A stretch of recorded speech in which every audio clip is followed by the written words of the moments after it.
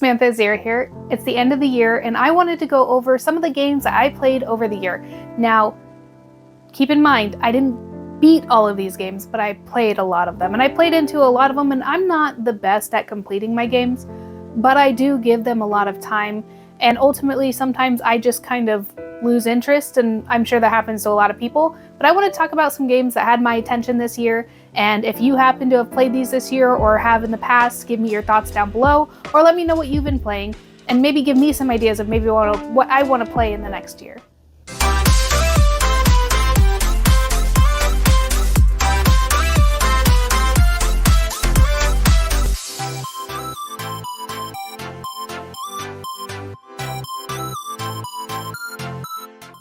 We'll start with the first one. For some reason, some games take me a couple of tries to get into it. And what I mean by that is I'll start the game and it's interesting enough and I like it and I lose interest and I move on. Then I restart the game and it's a vicious cycle. But then a lot of the times I'll restart the game one more time and it's finally got my attention. And unfortunately for me, that is The Witcher 3. This game is unbelievably massive. I would be very shocked if I even beat it in the next year. With all of the side quests, it's a game you almost don't want to end. It is so massive that it's almost like its own living, breathing thing. And obviously a lot of people have already played The Witcher 3, and bravo to you if you made it all the way through that game. It is probably a game I'll be picking up off and on throughout the year and trying to progress through it. It is an amazing story. I love all of the characters in the story, and I love all the extra things that you can do. And I definitely have all the DLCs downloaded, so it's gonna take me a minute. I finally got around to starting Paper Mario: The Thousand-Year Door. This is another scenario where I kept having to restart the game till I was finally getting into it. And this game is amazing, and I can see a lot of Paper Mario on the Wii, like a lot of influence from Paper Mario: Thousand-Year Door. The beginning of Paper Mario, they did a really good job of progressing from the N64 to the GameCube to the Wii in terms of the previous game influencing the next. And you can see that in the development. Now, my opinion is by the Wii U, they completely it all fell apart. But in those three games, you can really see that progression of influence. And it's a really comical game. It's very colorful, it's funny, and it's got a very interesting storyline. At Southeast Game Exchange, I picked up a copy of Pokemon Black and White. I had played that once before when I was a kid, but I barely remember the story, so being able to pick it up through flipping a bunch of stuff, and if you didn't catch that video, I can link it down below. But at Siege, I was able to basically trade and sell my way up to getting games like Pokemon Black and White, because that game has gotten really expensive. I think it was like $120, which is just outrageous, but I'm glad that I was able to pick it up and start playing it again. If you're a fan of the channel, then you are aware that I played Until Dawn. I did it for a video, but it was a nice surprise to me. Those type of like story games where it's more about like the atmosphere and what's happening around you versus the gameplay was a refreshing change than what I typically like to go for. I'm kind of the typical like platformers. I'll call them like baby RPGs. I'm not really a big RPG person, but it was a really cool game, which led us to our next one. I also played The Quarry because after Until Dawn, it just seemed to make sense since the game was out, and I got it for like cheap, so it was an easy game to pick up. And although I didn't like it as much as Until Dawn, it was still an interesting storytelling game. I was a little bit let down by that game if you caught the video, but I think it's worth a playthrough if you can get the game for like 15 bucks. I've been able to pick up my 2DS XL a little bit more this year. Also another pickup I got from Siege by trading. And so I have been playing a little bit more handheld games than I have been over the last couple of years. It seems like growing up, I always had a handheld on me and I was always playing games, but in my adult life, that doesn't seem to be the case as much, or at least not after my like early 20s. And so it's been nice to get back to that. So I also restarted Paper Mario Sticker Star. Not one of the best entries in it, but it's still a fun game. It's still got a little bit of charm. I would recommend if you're gonna play it, you don't pick up that game for too terribly expensive, but it's interesting enough. You can kind of see that game influencing the Wii U version. So if you didn't like the Wii U version like at all, I would just stay away from the game. Very, very late to the party. I started playing SpiderMan. Now this is another one where I dropped it and then picked it back up, and I fully intend on completely finishing it. It's an amazing game. I don't need to tell you guys. Most of you have probably already played it, if not already playing the second one by now. But for me, I'm not like a big superhero person. I don't really get into those things very much.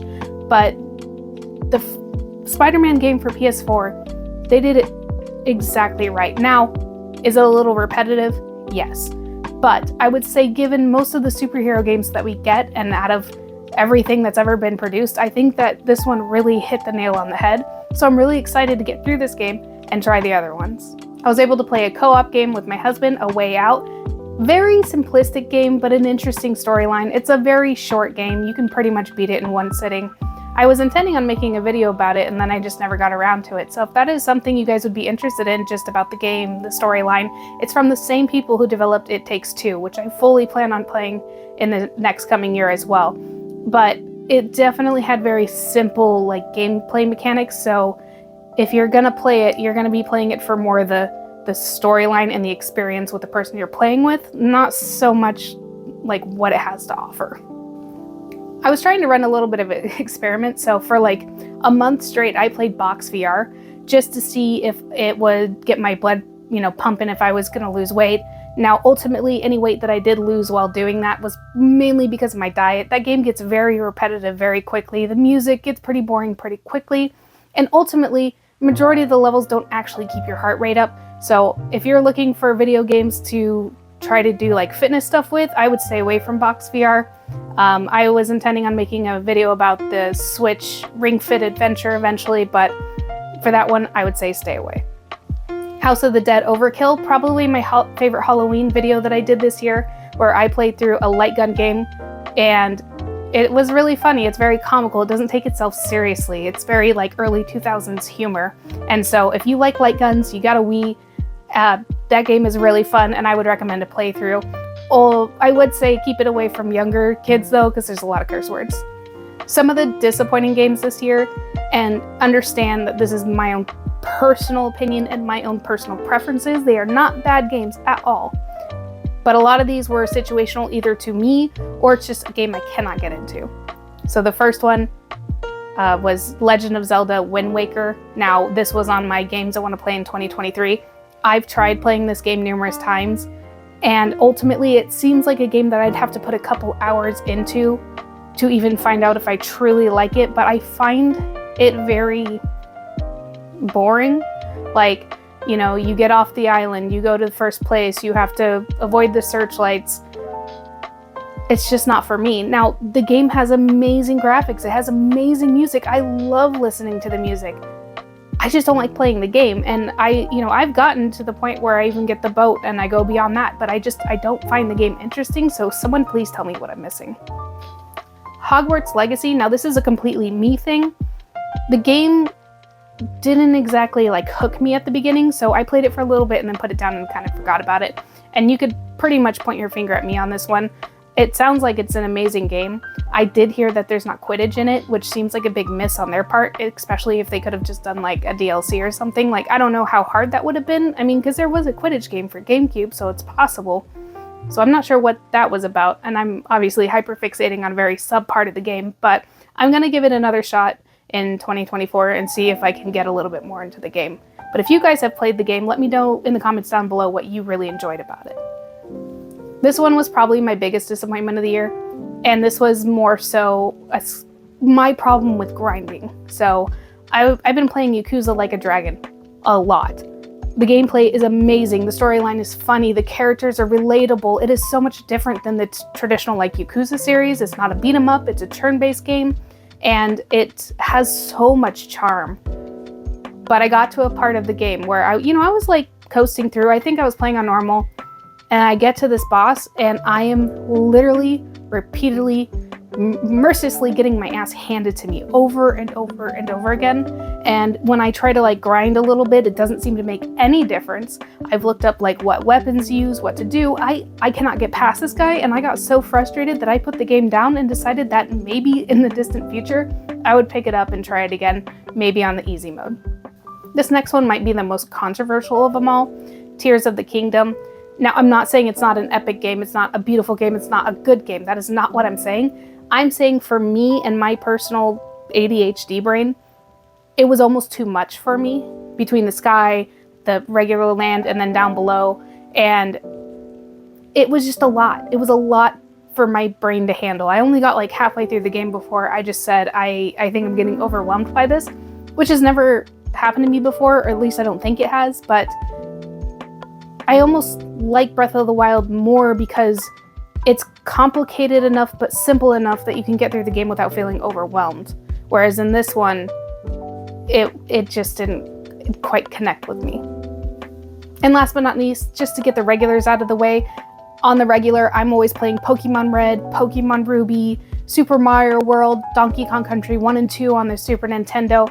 I have my, what do you want to call them, comfort games that I play every year. Whether I finish them or not really doesn't matter because I've beaten them so many times. But I do have my comfort games like Fable 2, which I love on the Xbox 360. And it's a shame that it's only exclusive to the Xbox 360. You'd think they would have ported that by now. So those are the games I've been playing over the last year. Now, like I said, I didn't actually beat a lot of them, but I've had a lot of fun with them, and really that's what gaming's about, isn't it? You know, whether you complete them or not, as long as you enjoyed your time with the games, I think that's a win. But thank you guys so much for watching. Please let me know in the comments down below, what have you guys been playing? What do you plan on playing in 2024? Would you like to hear my list from me? Thank you all so much for watching, and don't forget, there's a pixelated world waiting out there for you.